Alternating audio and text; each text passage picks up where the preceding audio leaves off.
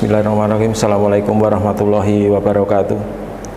Perkenalkan, saya Fatur Rahman, dosen dari Prodi Akuntansi Fakultas Ekonomi Universitas Merdeka Madiun, yang menjadi salah satu dosen dari Prodi untuk mengampu praktikum pemeriksaan akuntansi. Ya, di mana di dalam praktikum pemeriksaan akuntansi diharapkan mahasiswa bisa melakukan audit atas perusahaan, ya, yaitu audit eksternal, untuk nantinya memberikan masukan kepada akuntan publik, di mana akuntan publik nanti yang memberi opini atas kewajaran laporan keuangan. Di dalam menyampaikan materi ini ada 15 kali pertemuan, ya, diantaranya membahas mengenai kertas kerja atau pengujian atas kas dan bank, kemudian piutang dagang, kemudian persediaan barang dagangan, kemudian investasi, uang muka biaya, kemudian akumulasi aset tetap, kemudian hutang jangka pendek, jangka panjang, modal, kemudian dan operasional. Kemudian hasil akhir dari praktikum pemeriksaan akuntansi adalah kertas kerja pemeriksaan. Karena kertas kerja pemeriksaan ini digunakan oleh KAP untuk nantinya memberikan opini atas laporan keuangan. Sedangkan capaian-capaian pembelajaran di antara masing-masing materi itu diantaranya adalah bagaimana mahasiswa mampu merancang program pemeriksaan, kemudian melakukan prosedur analitis, di mana prosedur analitis itu biasanya digunakan oleh akuntan untuk mendeteksi adanya salah saji. Kemudian mahasiswa perlu tahu juga mengenai kebijakan akuntansi, karena kebijakan akuntansi ini adalah pilihan oleh perusahaan, karena di dalam akuntansi itu ada banyak sekali metode, ada banyak sekali teknik yang bisa dipilih oleh perusahaan. Kemudian harapannya mahasiswa juga mampu mengumpulkan bukti audit, ya, apakah itu risalah rapat, kemudian apakah itu jurnal, apakah itu buku besar, apakah itu konfirmasi dari pelanggan atau yang lainnya. Kemudian dari bukti audit ini, ya, akan digunakan ditambah lagi dengan prosedur analitis untuk mendeteksi adanya salah saji. Kemudian setelah salah saji ini, ya, kemudian kita membuat kertas kerja, termasuk membuat simpulan dari audit. Apakah dalam penyusunan laporan keuangan ini perlu ada adjustment atau tidak. Setelah itu semua diselesaikan, maka auditor, ya, diminta untuk menyusun manajemen letter. Manajemen letter ini adalah sangat bermanfaat bagi perusahaan untuk memperbaiki apa yang sudah ada di perusahaan dan kedepannya untuk perbaikan. Demikian informasi yang kami sampaikan. Selebihnya silahkan melihat video yang kami buat. Assalamualaikum warahmatullahi wabarakatuh. Oke, ya, hari ini kita akan melakukan praktikum pemeriksaan akuntansi dengan tema pemeriksaan atas aset tetap yang sudah kita siapkan minggu lalu, ya, di mana dalam pertemuan sebelumnya saya minta untuk menyiapkan, ya, beberapa tugas, diantaranya untuk perancangan program pemeriksaan, ya.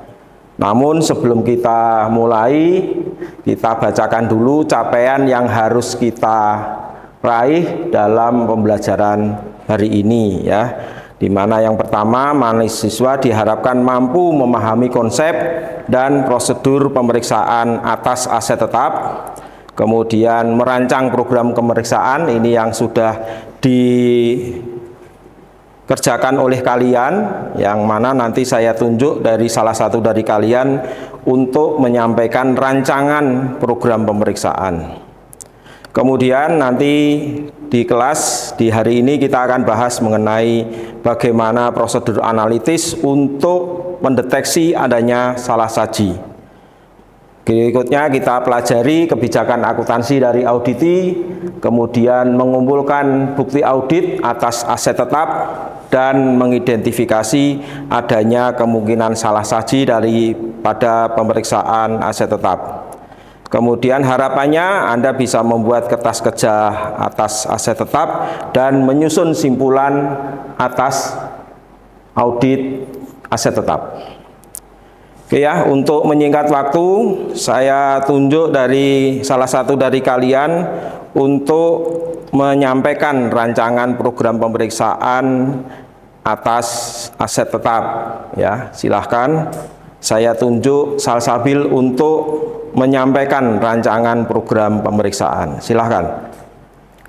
Untuk program pemeriksaan yang pertama adalah buatlah daftar aktiva tetap dan akumulasi depresiasi yang meliputi saldo awal, penambahan, dan pemberhentian saldo akhir. Yang kedua ada periksalah penambahan aktiva tetap dengan meneliti faktur pembeliannya dan dokumen-dokumen pendukung lainnya.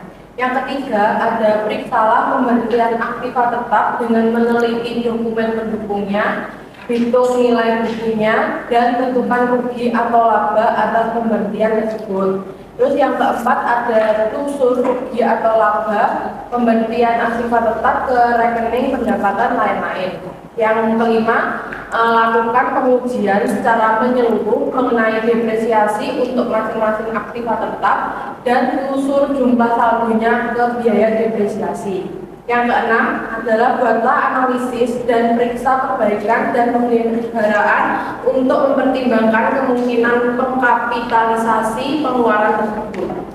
Oke, itu yang sudah dirancang oleh Salsabil ya, dan saya nilai sudah cukup memadai program pemeriksaan. Mungkin ada pertanyaan dari Salsabil?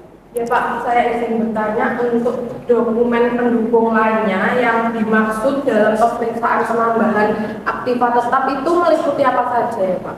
Oke ya, jadi dokumen pendukung untuk penambahan aktiva tetap ya, selain yang sudah kita pelajari selama ini yaitu dari jurnal ya, kemudian dari buku besar, ada pendukung yang lainnya ya. Kalau perusahaan itu sudah mempunyai tata kelola atau SOP ya, karena yang biasanya ya, jadi aset tetap itu seringkali tidak ada penambahan atau pengurangan dalam satu periode, tapi kalau terjadi biasanya nilainya cukup material.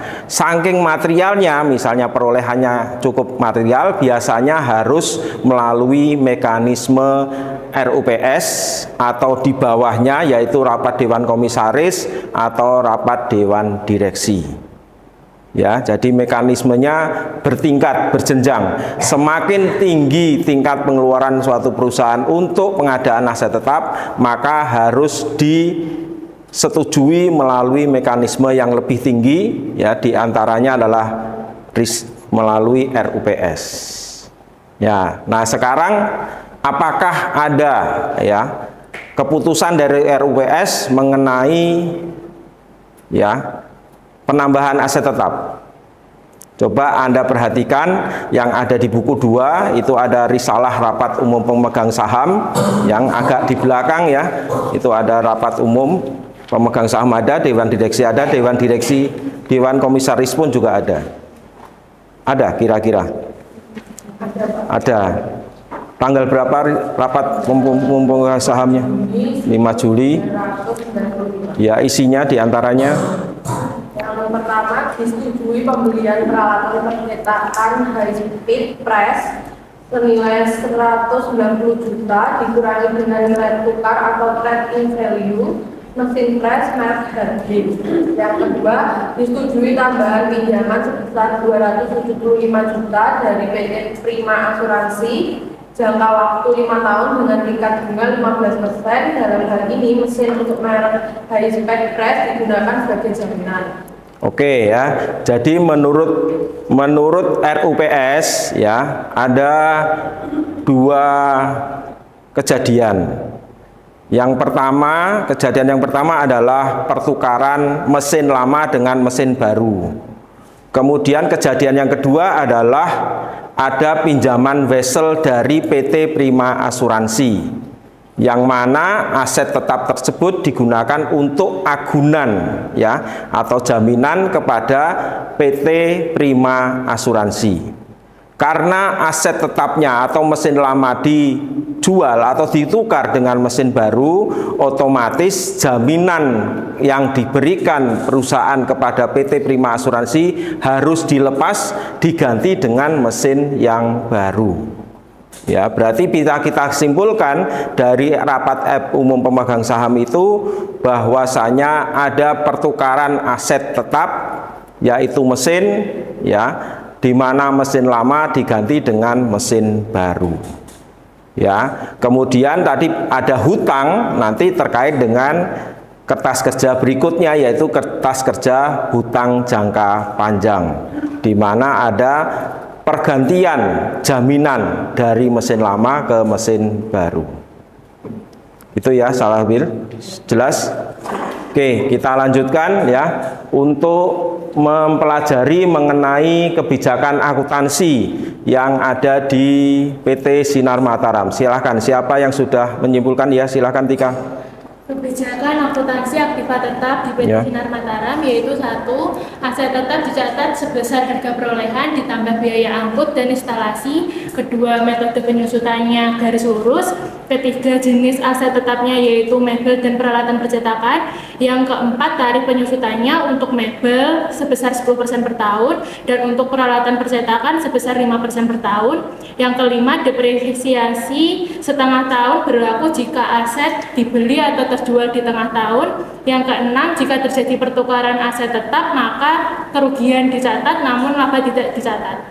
Oke ya, itu adalah kebijakan akuntansi yang berlaku di PT Sinar Mataram dan berlaku selama ini ya. Berarti kebijakan akuntansi khususnya mengenai aset tetap, baik itu metode pencatatannya, metode depresiasinya secara konsisten ya, sudah sama dengan tahun lalu, jadi tidak perlu dipermasalahkan ya, karena sudah konsisten. Jadi ini sudah bisa kita teruskan ke yang berikutnya adalah prosedur analitis ya. Jadi prosedur analitis ini adalah program pemeriksaan atau prosedur yang digunakan oleh auditor dengan biaya yang cukup ekonomis ya, karena untuk mendeteksi salah saji diantaranya membandingkan tahun ini dengan tahun lalu. Ada yang sudah membandingkan tahun ini dengan tahun lalu? Ya, silahkan Oki. Ada perbandingan Pak dari tahun sebelumnya, ya, yaitu di mebel dan peralatan kantor yang semulanya 60.850.000 menjadi 68.850.000. Ya. Lalu ada di akumulasi depresiasi mebel dan peralatan kantor yang sebelumnya 24.830.000 menjadi 31.045.000. Lalu ada di peralatan percetakan yaitu sebesar 897.290.000 menjadi 1.084.840.000. Lalu ada di akun depresiasi peralatan percetakan sebesar 425.340.000 di tahun 1995 menjadi 470.590.000. Jadi kalau di mebel ada kenaikan ya, ya. Kenaikannya berapa? Di mebel 8 juta kalau nggak salah ya. Ya. Kemudian kalau peralatan percetakan ada peningkatan? Ada juga Pak di percetakan dari 897.290 jadi 1 miliar. 1 miliar berarti sekitar 190 juta ya. Jadi di mebel ada kenaikan 8 juta, kemudian di peralatan percetakan ada kenaikan 190 juta. Jadi sudah mulai bisa kita simpulkan sementara bahwa memang ada penambahan, ya. Cuman apakah ada salah saji atau tidak, kita harus menelusur ke dokumen berikutnya, ya. Nah, dokumen berikutnya yang kita bahas adalah yang kita bisa dapatkan adalah dari jurnal. Nah, di buku 1 kalau tidak salah di halaman berapa tadi? Halaman 36 dan 37 ya. 36 itu faktur dari pemasok mesin, kemudian 37 itu adalah surat perintah bayar ya dari manajer keuangan mungkin ya. Kemudian di bawahnya ada voucher atas transaksi tersebut. Jadi kalau Anda bandingkan ya antara jurnal, antara prosedur analitis dengan risalah rapat umum pemegang saham dan jurnal yang ada di halaman 37 itu, apa yang bisa Anda simpulkan?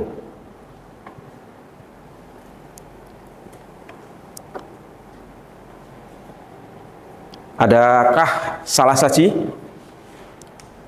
Ya. Kalau setelah dilihat dari notulen RUPS dan Dewan Komisaris yang dilaksanakan pada 5 Juni, itu kan diputuskan yang pertama disetujui pembelian peralatan percetakan baru merek High Speed Press sebesar 190 juta dikurangi dengan nilai tukar atau trade-in value mesin lama dengan merek Hardin Gallery Press. Kemudian yang kedua, disetujui penambahan pinjaman sebesar 275 juta dari PT Prima Asuransi dengan jangka waktu 5 tahun dengan tingkat bunga 15%. Kemudian dalam hal ini mesin baru itu menggantikan mesin lama sebagai jaminan untuk mendapatkan pinjaman. Kemudian pada bulan Agustus, perusahaan mendapat mesin baru yang diperoleh melalui pertukaran dengan mesin lama, di mana harga perolehan mesin lama sebesar 50 juta diperoleh 10 tahun yang lalu. Namun dari jurnal itu dicatat sebagai transaksi pembelian bukan pertukaran aset tetap, sehingga tidak sesuai dengan notulen RUPS dan Dewan Komisaris yang dilaksanakan 5 Juni. Pencatatan jurnalnya yaitu sebagai berikut. Peralatan percetakan sebesar 190 juta, pada pendapatan lain-lain sebesar 1.900.000 dan hutang voucher sebesar 188.100.000. Seharusnya transaksi itu dicatat sebagai pertukaran bukan pembelian agar sesuai dengan notulen RUPS dan Dewan Komisaris. Oke ya. Jadi apa yang disampaikan oleh Ria kesimpulannya ada terjadi salah saji ya.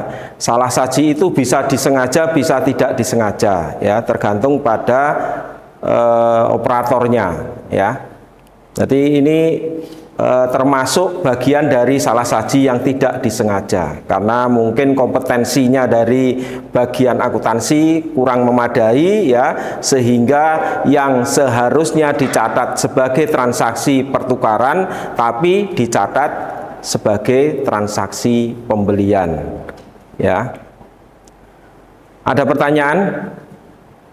Ya silakan Radita. Dengan kondisi error tersebut, bagaimana pencatatan yang harus dilakukan? Baik, ya. Jadi ini terjadi error ya, atau salah saji bahasa Indonesianya.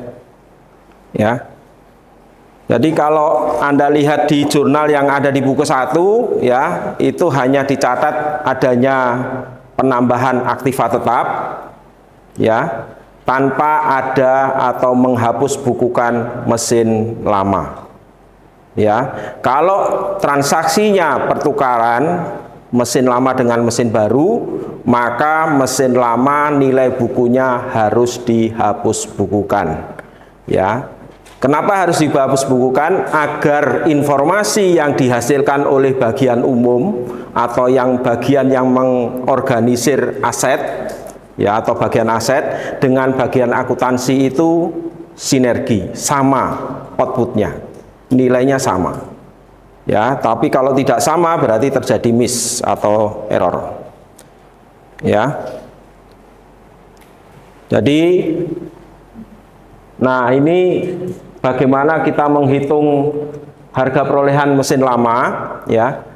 Kita masukkan harga mesin baru sesuai fakturnya yang ada di buku 1 ya, nilainya adalah 220 juta ya.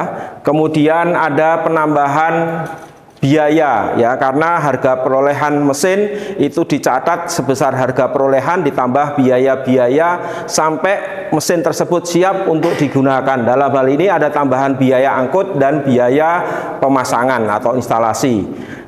Biaya angkut dan biaya pemasangan ini, biaya angkut terutama ya, biaya angkut ini sebenarnya ada kesalahan di PT Sinar Mataram. Pada saat kita membahas persediaan, voucher ini nyangkut di persediaan, padahal ini bukan angkutan untuk persediaan tapi angkutan untuk mesin, sehingga nanti kita keluarkan dari persediaan, kita masukkan sebagai harga perolehan mesin, ya. Kemudian jadi total brutonya untuk mesin baru adalah sebesar 232 juta sekian. Kemudian dikurangi dengan laba pertukaran mesin lama, ya, harga perolehan mesin lama, ya.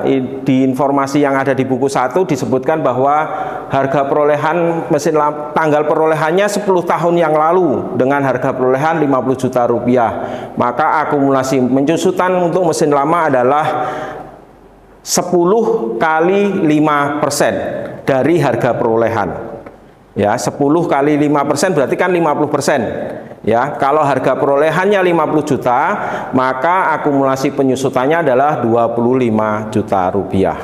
Sehingga nilai bukunya tinggal separuhnya, yaitu 25 juta. Tapi harga pasar mesin lama adalah 30 juta. Sehingga ada laba pertukaran sebesar 5 juta rupiah, ditambah lagi ada potongan tunai sebesar 1% dari nilai tukar, yaitu 1,9, ya.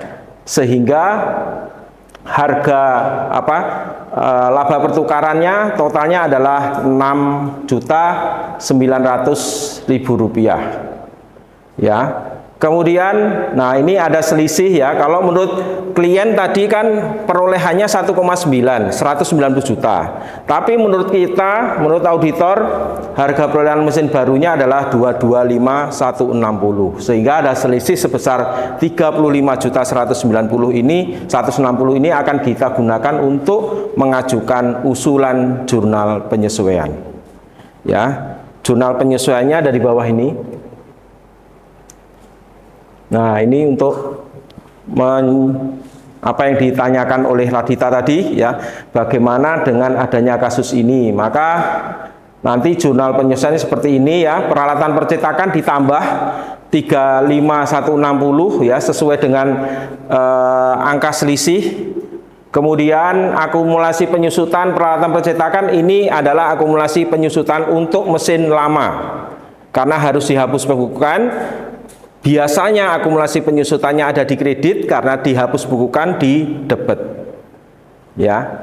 Kemudian peralatan percetakan karena dihapus bukukan, maka yang lama ini di kredit, ya. Jadi peralatan percetakan di kredit 50 juta, kemudian akumulasi penyusutannya di debit 25 juta. Jadi kalau kita nettingkan itu 25 juta sesuai dengan hitungan yang di atas, ya.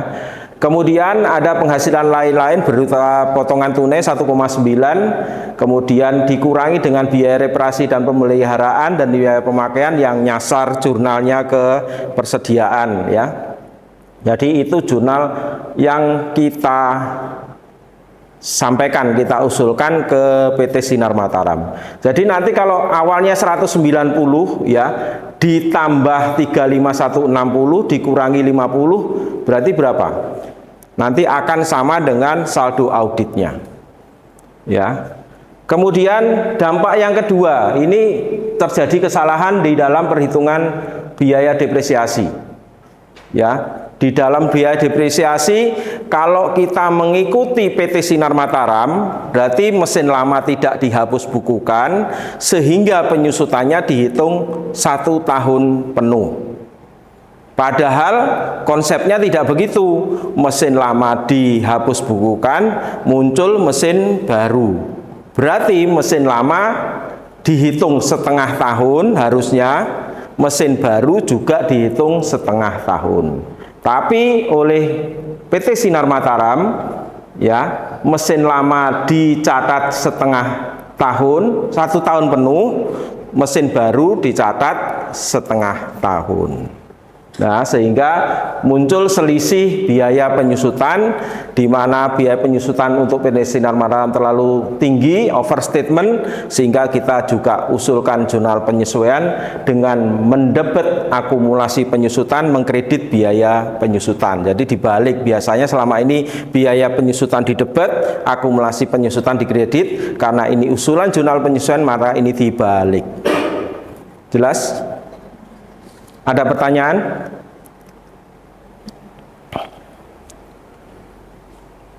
Kemudian ini nanti diselesaikan kertas kerjanya, ya.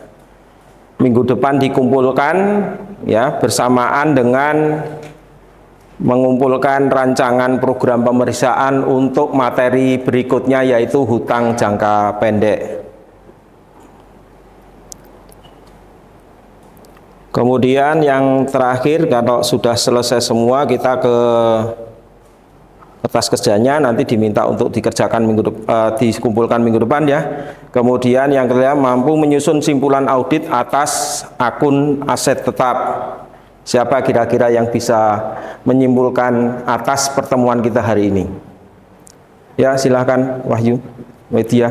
Dari kebijakan akuntansi, risalah rapat umum pemegang saham dan Dewan Komisaris, analisis yang telah dilakukan dengan membandingkan laporan keuangan tahun lalu yang sudah diaudit dan laporan keuangan berjalan yang belum diaudit, serta penelusuran dokumen akuntansi berupa adanya faktur, berita acara serah terima mesin ke perusahaan, hingga perintah pembayaran ke pemasak mesin dan jurnal pencatatan atas transaksi, dapat disimpulkan bahwasanya terdapat kesalahan pencatatan transaksi atau error yang disebabkan karena yang pertama, mesin lama belum dihapus bukukan yang menyebabkan